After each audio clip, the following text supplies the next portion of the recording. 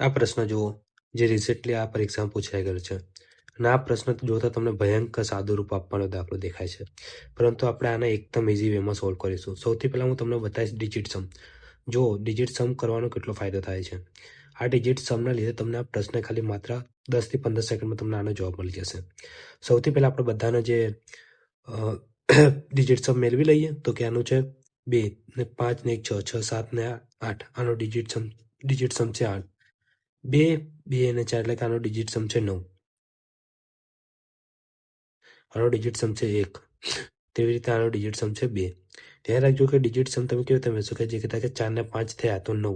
તો 9 તમે ગણતરીમાં નહીં લો, ખાલી એક જ ગણતરી લેશો એટલે કે 2. બીજી વખત તમે આ વિડીયો જોતા હશો તમને ડિજિટ સમ તો આવડતું જ હશે, તૈયારી કરતા હશો તો. હવે ઉપરનો આપણે ડિજિટ સમ મેળવી લઈએ. જ્યારે ડિજિટ સમ બંનેમાં સેમ થતો હોય આપણે જવાબ દેશે.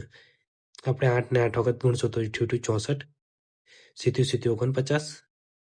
તે રીતે 8 7 56 ને 56 ને 2 વાર તમે ગુણશો એટલે 112. બરાબર. હવે આનો ડિજિટ સમ મેળવીએ. 9 કેન્સલ થઈ જશે. તેવી રીતે અહીંયા પણ 9 કેન્સલ થતા 1 વધશે. અહીંયા 4 વધશે. તેવી રીતે અહીંયા 2 3 અને 4 અહીંયા 4 વધશે. જોઈ શકો છો કે અહીંયા 4 4 ને 8 8 ને 1 9. એટલે કે ડિજિટ સમ 9 આવે છે. હવે જે ઓપ્શનમાં 9 આપે તે આપણો જવાબ થશે. તો ઓપ્શન 2 એટલે કે 2માં આપણને 9 જવાબ મળે છે તે આપણો જવાબ થશે. તે રીતે તમે જોઈ શકો ડિજિટ કરવાનો કેટલો બધો ફાયદો થાય છે પરીક્ષામાં.